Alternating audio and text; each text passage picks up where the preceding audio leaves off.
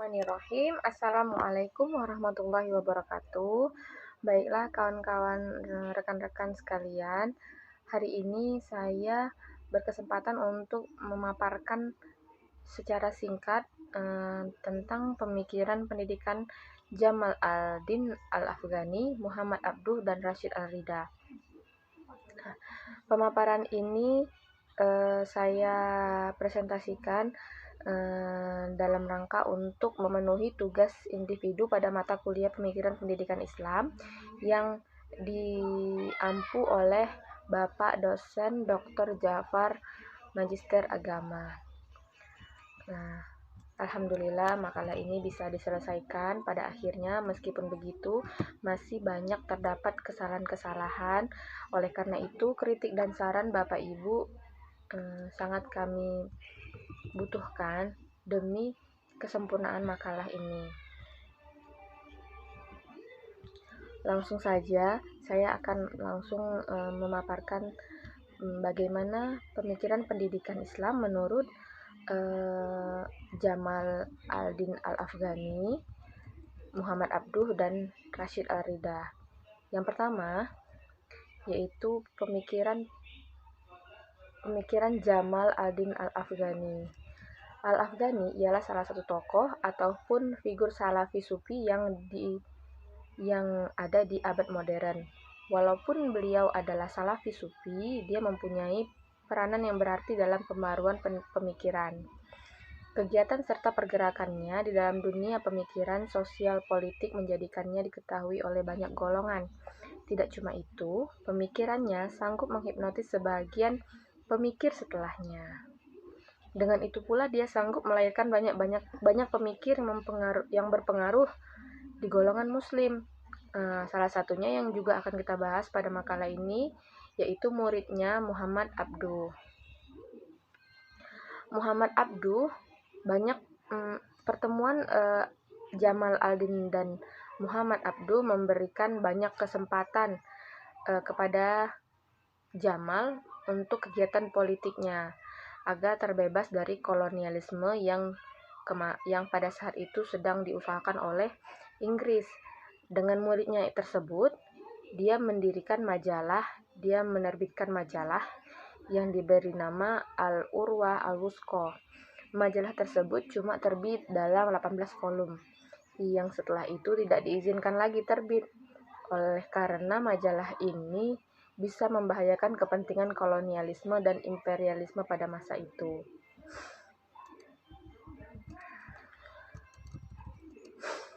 Sebab itu, pelarangan terbit serta penyebaran bisa meredam pengaruh Al-Afghani di segala golongan ataupun umat muslim di dunia. Pengaruh kolonialisme Inggris sudah mengganti banyak sikap masyarakat, sehingga dia tidak segan mau mengembalikan spirit massa kemudian dengan nuansa nilai pembacaan dengan term kemajuan. Dalam penilaiannya, dia memandang umat muslim telah terlena dengan bermacam wujud berbagai praktek agama yang telah tidak cocok dengan masa Nabi serta sahabat-sahabat Rasulullah. Perihal ini pula yang mengusik proses kemajuan dalam bidang keilmuan serta tertinggal pada barat. Kelahiran Al-Afghani, ada dua pendapat yang mengatakan tentang kelahiran Al-Afghani. Nah, salah satunya Jamaluddin al-Afghani dilahirkan di Afghanistan pada tahun 1893 dan wafat di Istanbul pada tahun 1897. Pendapat yang kedua mengatakan Jamaluddin al-Afghani lahir di kota As-Sadabad.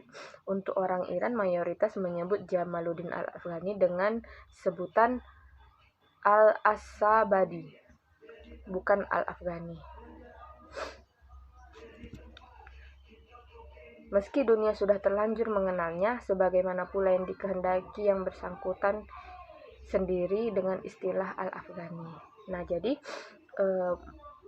apakah di Afghanistan atau di Iran, kedua-duanya mengenal seorang Jamal al-Afghani dengan sebutan Al-Afghani.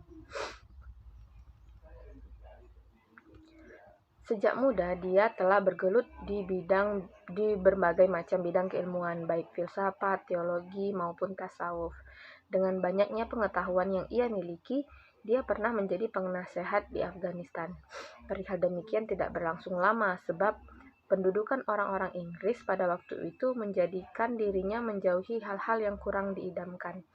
Demikian itu pula, setelah itu dia melaksanakan perlawatan demi perlawatan, serta keterlibatan di dunia politik internasional. Bagaikan selayaknya seorang pemikir Islam, Al-Afghani tidak menginginkan sesuatu praktek yang tidak berkesesuaian dengan nilai-nilai keislaman. Dalam konteks ini, bukan berarti dia menolak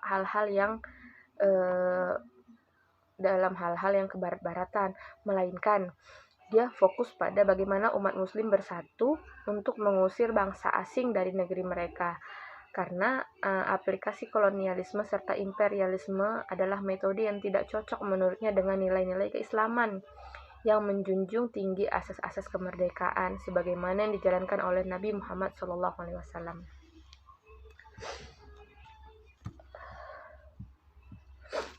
Nah, perihal pemahamannya tentang teologi, dia mengekspresikan bentuk-bentuk yang sempat diaplikasikan pada masa Nabi Muhammad dan teman-temannya. Meskipun pada prinsip ini dia menawarkan tentang gagasan pemurnian Islam, aspek rasionalitas, serta aspek yang berkenaan dengan guna kehidupan manusia di muka bumi. Dalam perihal teologi, Al-Afghani lebih kepada refleksi kehidupan manusia yang bersumber pada ukuran spiritual yang kokoh dan meninggalkan bentuk-bentuk yang acuh terhadap perkara dunia serta akhirat. Nah, berikut adalah beberapa gagasan-gagasan Al-Afghani. Yang pertama yaitu di bidang sosial politik. Nah, pan-islamisme dan mara bahaya kolonialisme yang dilakukan oleh Barat menjadi hal penting dalam pemikiran sosial politik Al-Afghani. Menurutnya, kemunduran Islam bukan karena ia tidak relevan dengan konteks zaman yang hadir saat ini, namun penyimpangan-penyimpangan yang dilakukan oleh penguasa Islam yang waktu itu tidak rela kedudukan mereka dilengsarkan telah membuat umat Islam mundur sedemikian rupa dan membuat Barat semakin menguasai negara Islam. Adapun tawaran-tawaran dari sosial politik Al-Afghani sebagaimana disebutkan oleh Munawir Sazali ialah pemikiran dan jiwa masyarakat harus terlebih dulu dibangun dan dibenahi. Dengan demikian, baru kemudian kita berbicara mengenai bentuk dan sistem pemerintahannya. Kemudian, di bidang teologi, Al-Afghani menawarkan 3 pokok landasan yang perlu manusia lakukan pada kehidupannya. Pun tidak pula pandangan konservatif yang sudah menjadi kadung dijadikan pegangan. Perlu dirombak dan ditata sedemikian rupa. Pandangan teologi Al-Afghani lebih kepada usaha manusia mewujudkan dirinya menjadi manusia yang memiliki perilaku yang menekankan aspek spiritual. Dengan demikian, Al-Afghani menolak cara pandang materialisme dan naturalistik yang cenderung dibangun oleh Barat. Dalam pandangan teologi, Al-Afghani tidak menolak Barat secara mentah-mentah, namun setidaknya ada penyaringan yang lebih ketat dalam hal akidah. Penggunaan maksud dari ketat di sini bukan berarti ia anti Barat, melainkan mengajak umat Islam untuk lebih mawas diri sebagai makhluk yang menjadi ciptaan Allah. Sehingga dengan begitu umat Islam dapat bangkit dan berusaha semaksimal mungkin untuk melakukan telaah secara kritis pada apa yang menjadi produk Barat, pun meninggalkan taklid buta pada para pendahulu yang dianggap sudah final dalam hal apapun.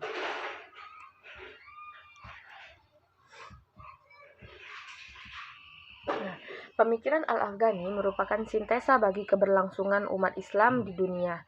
Pada konteks ini, kehidupan di masa lalu dapat disinergikan pada kehidupan saat ini sebagai telaah lebih mendalam, bukan menerima begitu saja. Dalam artian, sikap seorang muslim perlu kritis pada masa manapun untuk mencoba merefleksikan masa yang lalu atau masa sekarang ini demi masa yang akan datang. Maka status kemajuan dalam sosial, politik, dan pendidikan memiliki kesinambungan yang nalar dengan teologis dan menekankan aspek kehidupan masyarakat sebagai suatu pembentukan terhadap individu. Abduh memiliki murid, maksudnya Jamal memiliki murid yang tidak jauh pemikirannya yang dipengaruhi dia juga, yaitu Muhammad Abduh. Muhammad Abduh lahir di Kairo, Mesir pada tahun 1265 Hijriah. Kemudian pada sejarahnya pada usia 14 tahun, Muhammad Abduh dikirim oleh ayahnya untuk belajar mengaji di Masjid Jami Al-Ahmadi. Nah, di sini, di samping ia melancarkan hafalan Al-Qur'annya, ia juga belajar bahasa Arab dan fikih. Selama belajar 2 tahun, Abduh merasa bosan karena menurut Abduh sistem pengajaran yang memakai metode hafalan itu membuat dia bosan. Dengan rasa kecewa, Abdul memilih untuk kembali ke rumah orang tuanya tempat ia dibesarkan. Nah, semenjak kecil, Abdul sudah merasa bahwa metode hafalan dapat mengganggu proses belajarnya. Bahkan muncul rasa bosan untuk melanjutkan studinya karena itu. Hal ini secara psikologis dapat diakui bahwa yang kita tahu peserta didik tidak bisa dipaksakan dengan satu cara atau satu teknik belajar. Idealnya, anak-anak peserta didik diberikan hak kebebasan belajar. Teknik belajar, bagaimana yang paling mudah, bagaimana yang paling sesuai dengan dirinya. Nah, jadi kebosanan bisa timbul oleh metode mengajar yang tidak relevan, materi yang tidak sesuai dengan kemauan dan kebutuhan peserta didik. Kemungkinan hal-hal seperti inilah yang menyebabkan Abduh memilih untuk pulang ke lahirannya. Nah, memasuki kehidupan berumah tangga, setelah menikah, Abduh memilih kembali untuk belajar, untuk melanjutkan studinya. Dalam perjalanannya, Abduh mengubah haluannya. Tadinya untuk belajar ke Tanta, kembali ke madrasahnya yang lama, tapi dia memilih untuk bertemu dengan pamannya, Syekh Darwis. Ia adalah pengikut tarekat Syaziliyah yang mempunyai wawasan pengetahuan yang luas karena banyak melakukan perjalanan keluar Mesir. Sang paman yang alim itu melihat Abduh yang dihinggapi rasa bosan dan kecewa menuntut ilmu, kemudian memberikan motivasi dan himbauan serta nasihat kepada Abduh agar kembali bersemangat dan bergairah untuk menuntut ilmu. Demikian berkat kesabaran dan kebijaksanaan sang paman, Abduh akhirnya belajar kembali. Untuk sementara, ia belajar pada pamannya tersebut, dan ilmu yang ditekuninya kebanyakan menyangkut ilmu tasawuf. Hal ini tentu dilatar belakangi oleh ilmu pengetahuan yang dimiliki oleh sang paman, seorang ulama tarekat Syaziliyah. Dari uraian ini terdapat dari uraian tersebut kita dapat simpulkan bahwa Abduh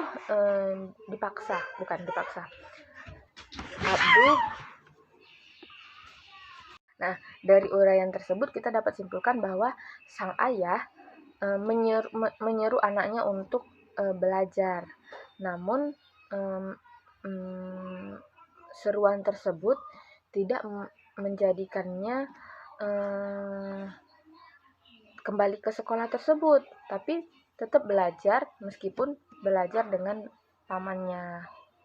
Agaknya pamannya lah yang sanggup memberikan pencerahan baru dan mendinginkan jiwa yang gersang. Kemudian paman membantunya untuk lebih bersemangat lagi dalam menggapai ilmu pengetahuan.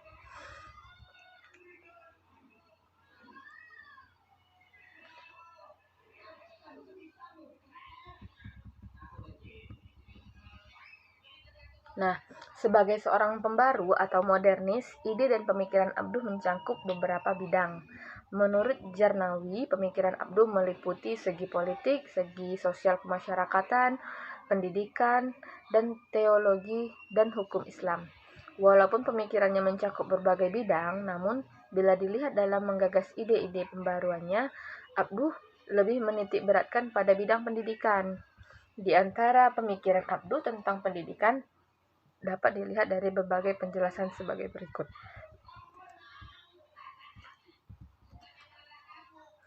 1. Sistem lembaga pendidikan. Dalam pandangan Abdu, terlihat bahwa sejak kemunduran umat Islam, sistem pendidikan yang berlaku di dunia Islam lebih bercorak dualisme. Sistem madrasah klasik yang akan menghasilkan ilmu pengetahuan modern dan sekolah yang dikelola oleh pemerintah menghasilkan tenaga ahli yang tidak mempunyai visi dan wawasan keagamaan. Bila diteliti secara seksama, corak pendidikan yang demikian lebih banyak memberikan dampak negatif dalam dunia pendidikan. Dengan melakukan lintas disiplin ilmu antar kurikulum madrasah di sekolah, maka jurang pemisah antara golongan ulama dan ilmuwan modern akan dapat diperkecil. Abdu menata kembali struktur pendidikan di Al-Azhar, kemudian di sejumlah institusi pendidikan lain yang berada di wilayah Mesir, seperti di Tantah.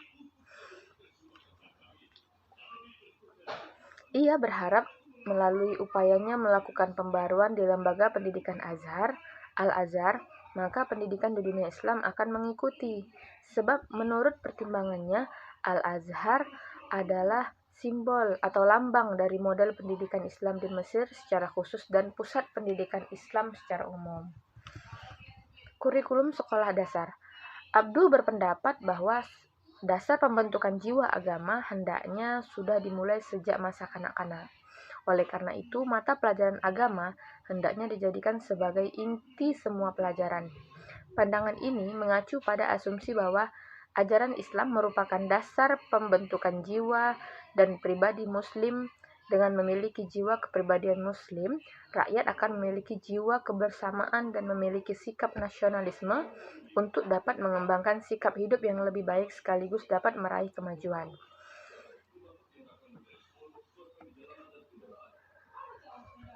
Nah, hal ini terlihat pada tujuan pendidikan yang dirancang oleh Abdu sendiri, yaitu mendidik akal dan jiwa dan menyampaikannya kepada batas-batas kemungkinan seseorang mencapai kebahagiaan hidup di dunia dan di akhirat.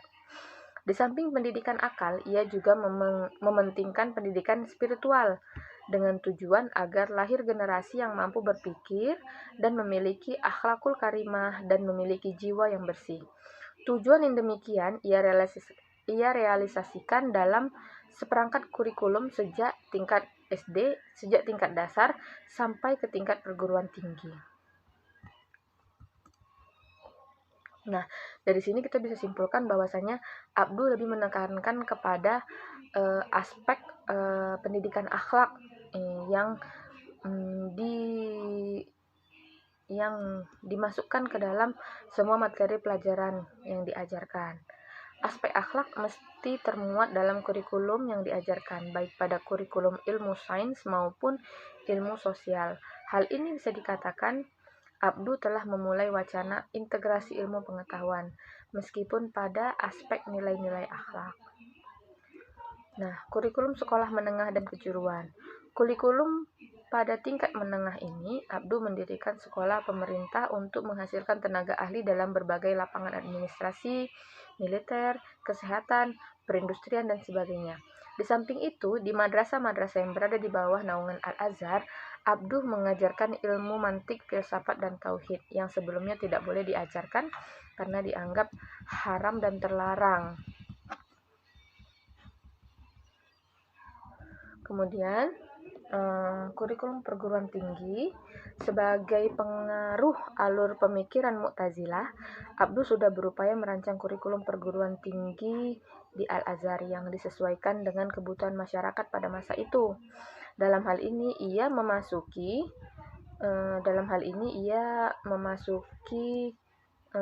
memasukkan ilmu filsafat, mantik, dan ilmu pengetahuan modern dalam kurikulum pendidikan Al-Azhar.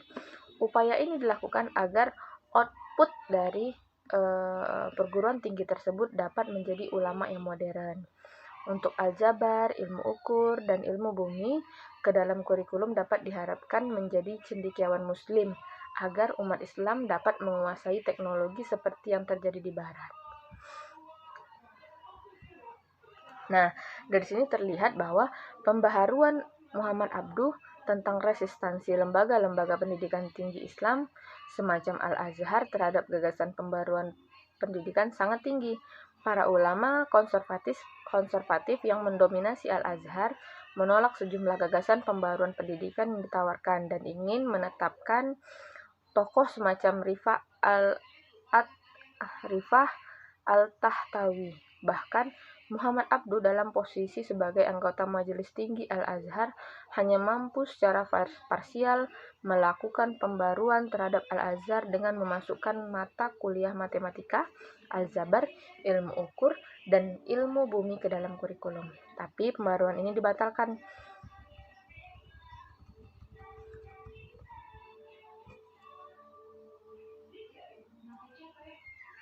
Nah,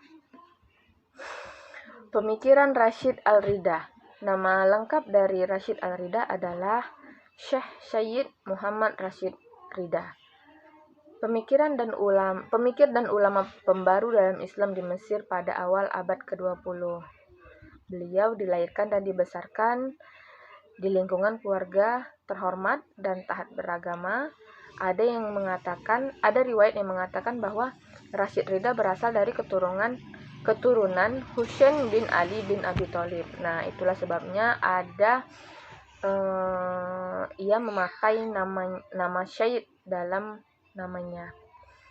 Pendidikannya diawali dengan belajar Al-Quran di tempat kelahirannya, Kalamun, Suriah. Berbeda dengan anak-anak seusianya, Muhammad Rashid Ridha lebih senang menghabiskan waktu untuk belajar dan membaca buku. Dan sejak kecil, ia telah memiliki kecerdasan dan kecintaan terhadap ilmu pengetahuan. Setelah lancar membaca dan menulis, Rashid Ridha belajar di Madrasah Rashidiyah, yaitu sekolah milik nama lengkapnya Syekh Syed Muhammad Rashid Ridha. Pemikir dan ulama pembaru dalam Islam di Mesir pada awal.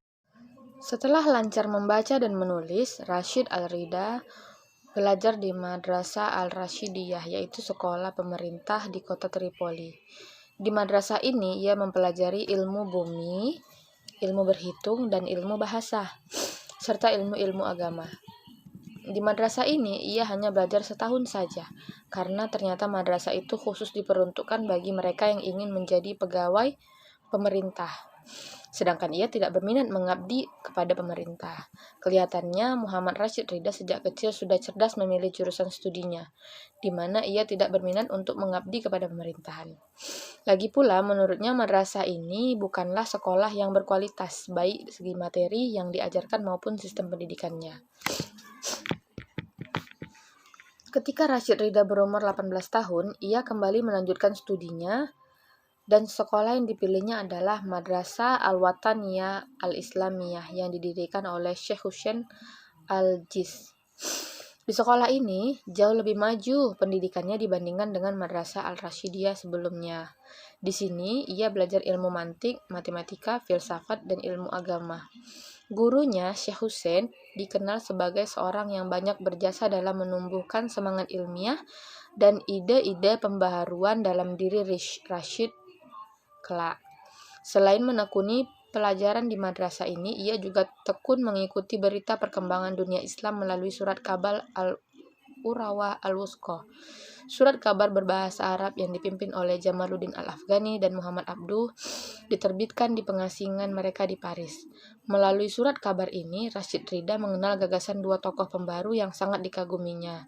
Ketika Muhammad Abduh diizinkan untuk kembali ke Mesir, Rashid Ridha dapat berkesempatan untuk berjumpa kepada idolanya tersebut. Ridha menjumpai Abduh dan berguru kepadanya di Universitas Al-Azhar. Ia mengajukan saran kepada gurunya agar menafsirkan Al-Quran dengan tafsiran yang relevan dengan tuntutan zaman. Ketika itu Muhammad Abduh aktif mengajar tafsir dan Al-Quran di Al-Azhar. Sebagai murid, Rashid Ridha mencatat semua kuliah-kuliah yang disampaikan gurunya untuk dikoreksi. Selesai diperiksa, catatan itu diterbitkan dalam majalah Al-Manar yang dipimpin oleh Abduh, yang kemudian dibukukan menjadi sebuah tafsir Al-Manar. Hingga sampai sekarang, buku tafsir ini sudah dikenal di seluruh penjuru dunia. Sampai wafatnya, Abduh hanya sempat menafsirkan hingga surah An-Nisa ayat 125. Penafsiran selanjutnya dilakukan oleh Rashid Ridha sendiri. Usaha yang dilakukan Ridha di bidang pendidikan ini adalah membangun sekolah misi Islam dengan tujuan utamanya untuk mencetak kader-kader mubagligh yang tangguh sebagai imbangan terhadap sekolah misionaris Kristen. Sekolah tersebut didirikan pada tahun 1912 di Kairo dengan nama Madrasah Al-Da'wah wa Al-Irsyad. Di sekolah tersebut diajarkan ilmu agama seperti Al-Quran, tafsir, akhlak, dan hikmah tashri, dan ilmu umum seperti bahasa Eropa, ilmu kesehatan. Setelah itu, Rashid Ridha mendapat undangan dari pemuka Islam India untuk mendirikan lembaga pendidikan yang sama dengan yang didirikannya di Kairo, Mesir. Apabila dilihat dari konsep pembaruan pendidikan yang dilaksanakannya, terlihat Ridha ingin mengintegrasikan antara konsep pendidikan dengan konsep dakwah. Hal ini terlihat dari segi nama lembaga pendidikan yang didirikannya dan tujuannya, yaitu membentuk para dai yang handal dan tangguh dalam menjalankan misi Islam ke seluruh dunia. Baiklah, itu tadi tentang pembahasan kita, yaitu pemikiran pendidikan dari Jamal Al-Afghani, kemudian muridnya, kemudian juga orang yang mengagumi mereka berdua, yaitu Rashid Al-Ridha. Kesimpulan pada makalah ini, dalam bidang teologi, Al-Afghani mengekspresikan bentuk-bentuk dini yang sempat dicoba oleh Nabi Muhammad dan sahabat-sahabat Rasulullah. Pada prinsipnya, ia menawarkan tentang gagasan pemurnian Islam, aspek rasionalitas, serta aspek yang berkenaan dengan guna kehidupan manusia di muka bumi. Perihal teologi, Al-Afghani lebih kepada refleksi kehidupan manusia yang bersumber pada ukuran spiritual yang kokoh dengan meninggalkan bentuk-bentuk yang acuh terhadap perkara dunia serta akhirat. Dalam pandangan Abduh terlihat bahwa semenjak kemunduran umat Islam, sistem pendidikan yang berlaku di dunia Islam lebih bercorak dualisme. Sistem pendidikan madrasah klasik yang menghasilkan ilmu pengetahuan modern, kemudian sekolah yang dikelola oleh pemerintah yang menghasilkan tenaga ahli yang tidak mempunyai visi dan wawasan keagamaan. Usaha yang dilakukan Al-Ridha di bidang pendidikan adalah membangun sekolah misi Islam dengan tujuan utamanya untuk mencetak kader-kader mubagligh yang tangguh sebagaimana imbangan terhadap sekolah misionaris Kristen. Itu saja yang bisa saya sampaikan pada makalah kali ini. Masih terdapat sangat banyak kesalahan-kesalahan, oleh karena itu saya mohon maaf kepada kerabat semuanya. Saya akhiri, wabillahi taufiq wa hidayah. Wassalamualaikum warahmatullahi wabarakatuh.